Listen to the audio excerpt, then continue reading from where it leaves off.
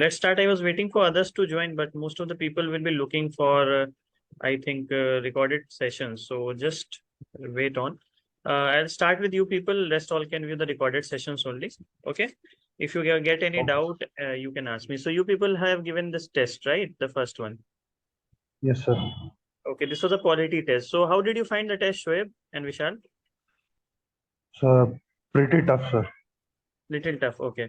You people have read quality how many times? If I ask both of you. Sir, recently once. Only once. That is why you found it tough. I'll tell you the approach about this paper. We'll discuss only 50 questions today. Rest 50 questions we can discuss after in the next session because the time will be less. So I'll begin without wasting any time. Look, I'll tell you the approach how generally questions are asked. Okay, so that you people also have an idea कि questions कैसे आते हैं exam में. ठीक है? Fine. So look, the very first question was about Delhi dialogue, right? Delhi dialogue. Now, first and foremost thing, whenever you come across any question in prelims exam, try to find out why is this question asked. Ask why always in any paper, except for ancient history. Rest all the papers, economy, environment, geography. Try to ask why this question. Okay. So why Delhi dialogue was asked, I'll tell you, because around 30 years of ASEAN-India partnership have passed. Okay, 30 years. You see this in the explanation also, it is given. So 30 years have passed. So whenever any particular event completes 50 years, 30 years, 25 years, 100 years, you can expect a question from that. I'm not saying that the question will surely come, but you can expect a question from that. Okay. So that is why this Delhi dialogue was seen in news. So if you people have gone through the news since the last 6-7 months, you must have come across that there was a Delhi dialogue. Just a broad idea. Delhi dialogue, it is related to ASEAN. Okay. So this is how you can solve these kind of questions. Generally what happens, we try to block our minds. And when we are blocked in our mind, we are not thinking. So whenever you get a question, always ask why. Why this question? Okay. When you get why this question is asked, is it related to any organization that has completed any 30 years? You find out EPIC, you find out SEO, try to brainstorm. If you people have gone through current affairs subjects, you will get to know, okay, this question is asked related somewhat to an organization that has completed 30 years or 20 years. Okay, fine. Am I clear, Vishal? Shoaib? So whenever these kind of questions are asked, try to I'll ask the question why. Why पूछोगे तो you will get other things also. ठीक है? Fine. So Delhi dialogue is the answer. Yeah. So answer for Delhi dialogue was this. That a particular answer was this is related to ASEAN. It is given in the explanation also.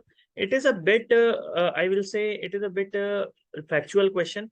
But if you people are aware about some of the recent developments, you will get to know that what is the basic agenda behind it. Right? Any query in this question? Vishal, Shoaib, Bhavna, any query? No, sir. No, no question. Okay. Now, moving on to the other question, if we take another question is with reference to International North-South Transport Corridor. Again, why this question was asked? This question was asked, reason being this was in the news. If we say this question was in news, again, International North-South Transport Corridor, because Russia-Ukraine war is going on. So that is one thing. Then again, we see there is a connectivity. India is always looking for connectivity with many people, many countries, basically, with the Gulf states. Recently, it has signed a pact, okay, with Middle East, India, Middle East, European corridor. So these kind of question where any corridor is there, Ashgabat agreement, any corridor related thing is there, you should make sure that these kind of questions are going to come, okay? So in this question, first of all, its foundation was laid by India, Iran, and Russia in the year 2000. So whenever any question related to any organization, any corridor comes, make sure you are able to figure out that what kind of which countries or which particular stakeholders established that. So look, it is India, Russia, and Iran. So if it is written India, Russia, and Iran, you should right away try to brainstorm in your mind which countries are the founding countries of this particular corridor or particular institute. I'm talking about other questions also. I'm not talking about particularly this question. So any organization, Shanghai Cooperation Organization, BRICS, you come across BIMSTEC, you come across SARC, any organization. The first thing should come in mind, who were the founding members? Okay. So if you know the founding members, then you will be able to at least solve one or two statements if something related to them come. UPSC is never going to ask you name of all the members. It is never going to ask you about observer countries. It is never going to ask you about some members who have joined in between throughout the course of the organization. It will always ask those members first who have recently joined, the latest member, okay? And secondly, the founding members of any organization. WHO, United Nations, World Bank, any organization. So don't get confused that I have to memorize each and every country. That is not the case, okay? Fine. So it was founded by India, Russia, and Iran, okay, in the year 2000. Then coming to the second statement, primary objective is to build air connectivity. Okay, now this is a catch, air connectivity, it is asked. Now, if you people have read about this somewhere in the news, or you must have studied at least once, one reading you have given, you people must have come across that it is not about air connectivity. It is about something related to, if we talk about something related to land, shipways, maritime connectivity. So statement 2 ultimately becomes incorrect. Okay. Then third statement, it originates from Mumbai in India. It is correct. The two meeting points of the corridor. One is Mumbai, and then where it is going to be linked. Look, I have given the map here also. So from Mumbai, it is going across the Central Asia, from Central Asia to Russia. Okay. So you should know all these meeting points, especially the starting point and the ending point of a particular route, particular connectivity corridor, anything, right? Now, no need to memorize all these countries. Azerbaijan, Belarus, no need to memorize. If you even don't know a single country, that is perfectly fine.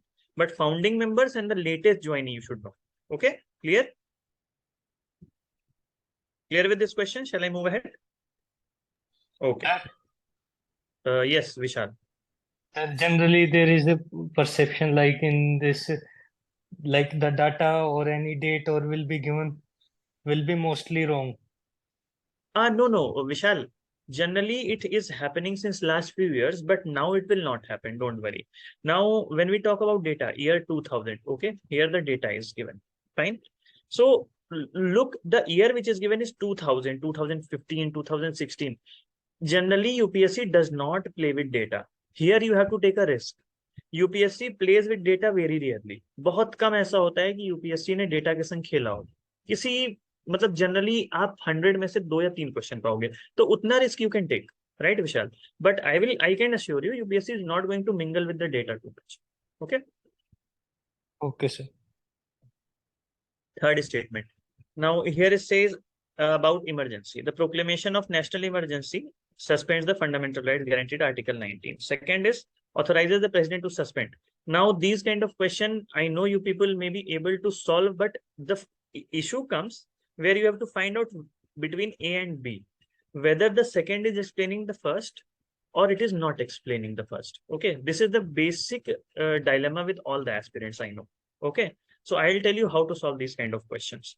You read these questions in continuation. These statements which are given, you read them in continuation. How to read in continuation? I'll tell you. Proclamation of national emergency automatically suspends the fundamental rights guaranteed in Article 19 of the Constitution. Article 359 authorizes the president to suspend the right to move any code. There is no connection between the two. There is no connection. If I ask you, Vishal, if I ask you, Bhavna, Shoaib, that what is the connection between the two statements, you will say, no, sir, I don't find any connection. They are looking broken from one another. So whenever you get these kind of statements, try to read them together. If you find a bit of link between them, agar zara sa bhi aapko link mil raha hai, link, if they are interlinked, okay, in that case, you right away find out that, okay, this is the first, second statement is explaining the first one. That is the skill to solve this particular question. The connectivity should be established. Okay. If here it was written, Article 358 relates to suspension of fundamental rights. Okay. Then both statement 1 and 2 are correct, and 2 is explaining the statement number 1. But there is no connection. That means both are individually correct, but second is not explaining the first one. Okay. Clear. Now moving to the fourth question. Again, it is related to your constitution. In accordance with the provisions of the constitution, if you people might have attended my polity strategy session, Shoaib was there, I remember. I told certain important pointers and certain important subtopics which are very, very necessary and from which questions will definitely come. Emergency, national financial president rule, every year you can expect one question. Every year one question will come. Okay, so these are important topics. Now coming to this question, it is saying president's rule cannot read between the lines. Now in these kind of questions, you have to be very careful, very attentive. It cannot be imposed in state as long as the council of minister in the state enjoys the majority. Look, it is written there. Confidence of the lower house. Confidence means the legislative assembly. Okay. Now again, any decision on the loss of confidence of legislative assembly in council of ministers by the governor can only be made after allowing an opportunity to the council of ministers to prove its majority on the floor of the house. If you people might have read any recommendation, any Supreme Court ruling, it is clearly mentioned that in order to decide whether a particular council of minister has lost the majority or not, the governor should call in the floor of the house the council of minister to prove the majority. It is mentioned clearly. So if you have read the S.R. Bommai judgment, it is directly given in the Lakshmikant book. That in the S.R. Bommai judgment, it was clearly stated that in order to ensure or to find out whether a particular council of minister or government has the majority or not, the governor should call that government on the floor of the house. Every now and then there is a news about it, that the governor didn't call the people on floor of the house and all. Every now and then there is a news. So you people should be very careful about this, reading the news and reading the judgments, especially those which are given in your Lakshmikant book. If you are reading them carefully, you will find out. Okay, so first statement is directly written that it cannot be imposed in the state as long as council of ministers enjoys the confidence of the lower house. It has been done multiple times. Even when the council of ministers was enjoying the confidence, then president rule was imposed. So first statement is directly incorrect. Now coming to the second statement in S.R. Bommai judgment, you can see it is correct. And then third statement is any law made by parliament or president during the period of president rule ceases to be in force after 6 months from the date of revocation. So again, direct lines from your Lakshmikant book. It is not correct. It does not cease to, it does not cease to exist. The law continues until unless a new assembly formulates any rule or passes any resolution through which it can revoke the particular law. Then last, at any point of time, president may revoke president rule and revive the dissolved assembly. Dissolved assembly cannot be revived. Always remember. Neither the dissolved assembly can be revived nor the dissolved Lok Sabha can be revived. This is a very commonsensical based statement. Suppose any Lok Sabha is dissolved, that means it is completely defunct. It is not working.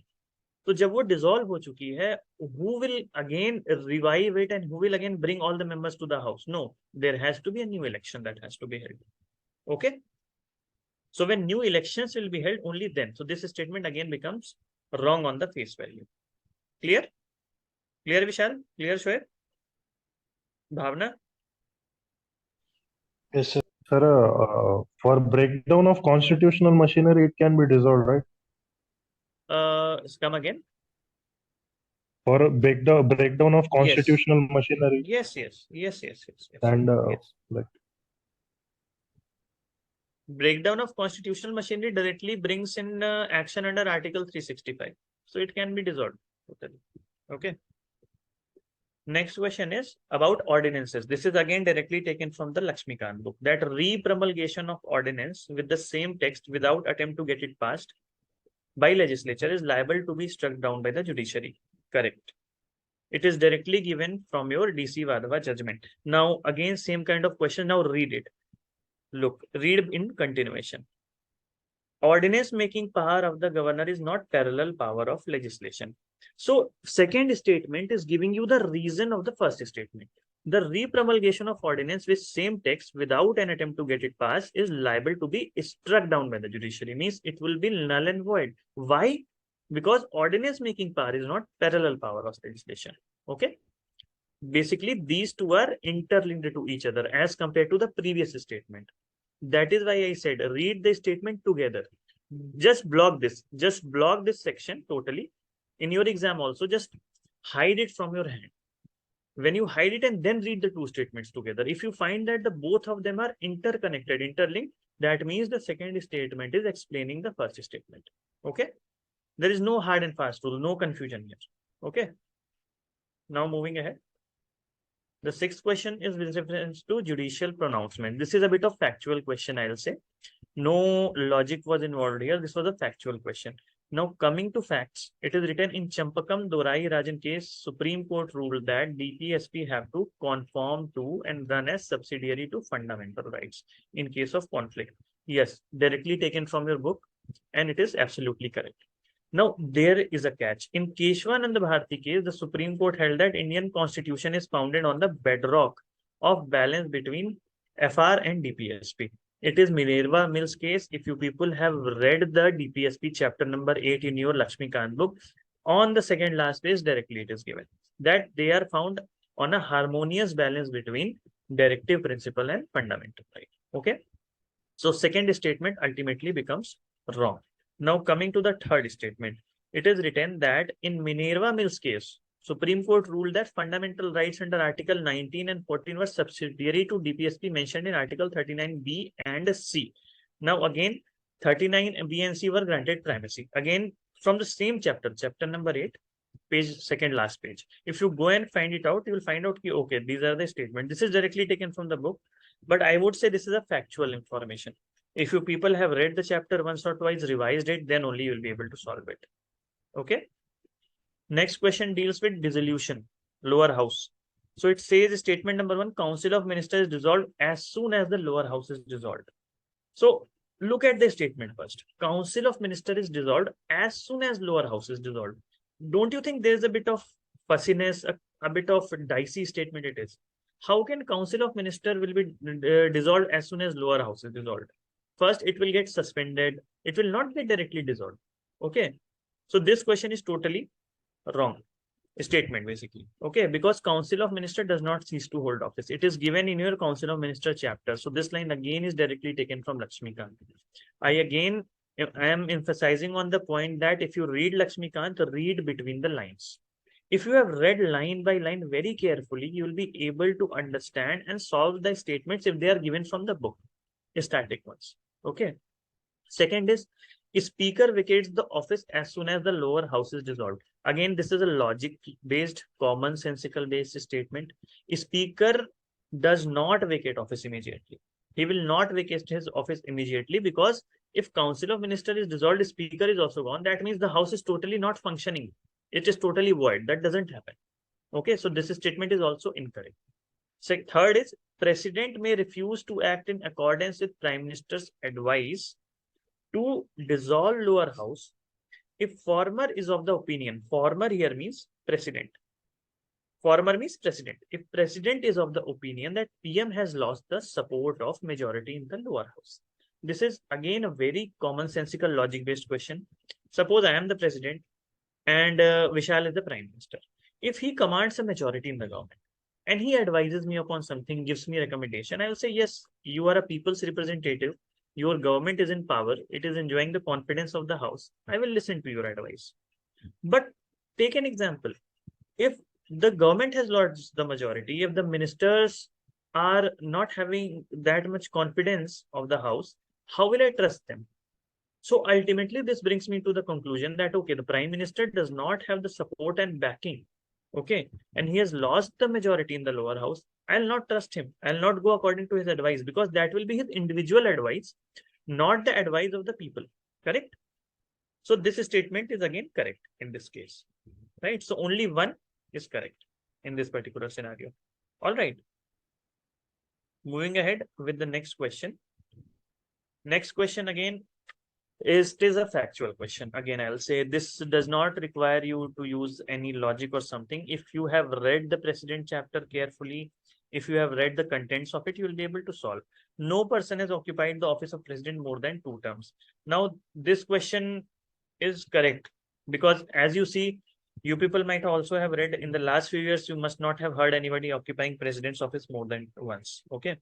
So this is the correct statement. No person has occupied the office of vice president for 2 terms except Sri Muhammad Hamid Ansari. Now this question is incorrect. In your book directly it is given that first person who occupied vice president's office 2 times was Sarvapalli Radhakrishnan. Okay. Then Muhammad Hamid Ansari became the second person who occupied it back to back subsequent terms. Third is no vice president contesting the election of president has ever lost the election. Means any vice president who vacated his seat as vice president and then wanted to become a president and conducted the election, he lost that election. So again, statement number 3 is incorrect. There are many people who have while they were serving as vice president, they tried to become president but could not become. So in the statement directly it is given. Explanation you read, these are factual things you need to memorize sometimes. N. Sanjeev Reddy is the only person to have unsuccessfully contested in presidential election before finally getting elected as the president. This is correct. Again, direct statement from the book. So this particular question does not require any particular kind of logic, I would say. If you know it, you solve it. But generally in the examination, don't take a risk in these kind of questions because these are factual. If you take a risk, chances are high that you may get them incorrect. You know it, you solve it. You don't know it, don't solve it. That's the simple logic behind it. Okay. Now, another question. The Constitution of India specifies the minimum number of ministers. This is given from the Council of Ministers chapter. If you have read that chapter, you will be able to solve this question very easily. Constitution definitely specifies the minimum number of Council of Ministers. It is given in your book. So this statement is correct. Now, second statement, use your logic here. The Constitution of India imposes an obligation. Obligation means it is compulsory to have a Minister of Tribal Affairs on all states. Extreme statement, on all states. So if you people belong to any particular state and you just think about it, just try to recall in your mind whether in my state there is some tribal affairs minister, whether in my friend's state or some other state, is there any tribal affairs minister? You'll be able to get it. Okay. On all state, this statement totally becomes wrong. It is only for 4 states. Another logic in this place is, why would a tribal affairs minister be there in a state where there are no tribal populations? Okay. There is no logic behind it. Take an example of Goa. Okay. Why will there be a tribal affairs minister there? No logic behind it. Right. So these kind of questions require a bit of logic and common sense. If you try to recall and rethink, you'll be able to understand whether the statement is correct or wrong. Third statement. A disqualified member under 10th schedule of a state assembly can be made a minister if he or she is re-elected to legislative assembly. Now this question is testing your logic. If a member is disqualified under 10th schedule, again he becomes a minister, he contested election and he again became minister, he can again be like, he can again get into the house and hold that portfolio. Okay, so it is correct. Now coming to fourth statement, a disqualified member under 10th schedule can be made a minister if he or she is elected or nominated to state legislative council. No.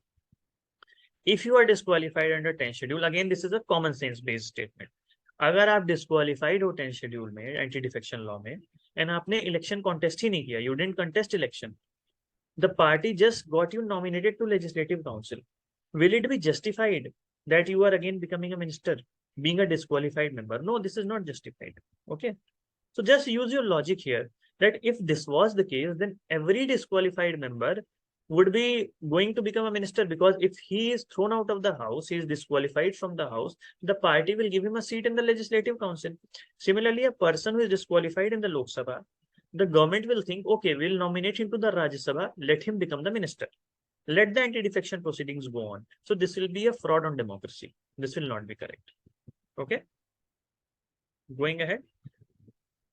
Which of the following bodies have been constituted under Article 263? Again, a factual question, but this is directly a book-based question taken from your book. The Interstate Council, page number 2. There, these 2 councils are given. Okay, so this is direct question from the book. If you have read that chapter, you people must have been able to solve it. Okay. Another question is, preamble of the Constitution was adopted before the Constitution was adopted. This is totally wrong statement. Totally wrong. Preamble of the Constitution was adopted after the Constitution was adopted, because in your book it is given because the people or the Constitution makers wanted that there has to be continuity. There has to be continuation. The preamble should not look like a zigzag document, a document which is totally unorganized, disorganized. They wanted that first the whole Constitution should be written. We should know what contents are there in the Constitution, and then we can draft a preamble. So this statement is incorrect. Now, if you find that statement 1 is incorrect, only one option is left. Statement 1 is incorrect and statement 2 is correct. Okay, clear? Moving ahead with the next question. Consider the following statement. The objective resolution laid down the fundamentals and philosophy of Indian Constitution. Okay, so this statement is correct. If you people have read objective resolution, it gives the ideals, philosophy, the flagship initiatives which are there in our constitution. It was moved by Jawaharlal Nehru on 13th December 1946 and unanimously accepted by Constitution Assembly on 22nd January. A bit of factual details. So these kind of things related to objective resolution, constitution, the very first chapter which is there. Okay, you should be able to remember. Try to make I will say, try to note down important dates on the A4 size paper. And just before the examination, before prelims especially, just try to go through them. Just try to revise them quickly. You'll be able to get the adoption date of national flag, the adoption date of national anthem, and then when our constitution was adopted, when the preamble was adopted, when objective resolution was passed. These dates you should know. Okay. So the second statement is totally wrong. Okay. Because it was moved, it was adopted by the Constituent Assembly in 1947 only. Okay. Third is objective resolution promised constituent territories the status of autonomous units along with residuary powers. Okay, this statement is also correct. Again, a factual based statement. Coming to the 13th question. 13th question is basically related to your current affairs. It was recently seen in news. These kind of terms, public interest immunity, public interest litigation, any recent case, any recent terminology which is there in the newspaper, you people should be aware about it, because this can be asked every now and then. Like this year, there was a question about due process of law. Due process of law in essence means what? So public interest immunity, this was seen in news and it was related to sealed cover jurisprudence.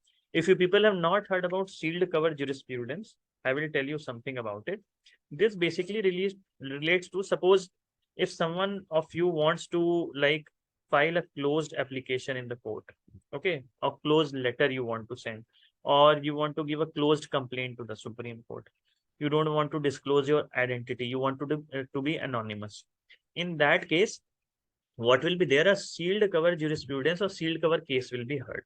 Your case will go to the Supreme Court. Okay. When your case will go to the Supreme Court will sit on the case. They will decide on the matter, but that will not be publicly heard. Neither that will publicly be heard, neither that will be made public in the newspaper and media. Okay. That particular case will be decided, verdict will be given, and verdict will be transferred to respective Supreme Court registry. They will publish it and you will get to know the decision. Okay. So that is what we call a sealed cover jurisprudence. But generally people are negative about it. They say that this is against the natural justice.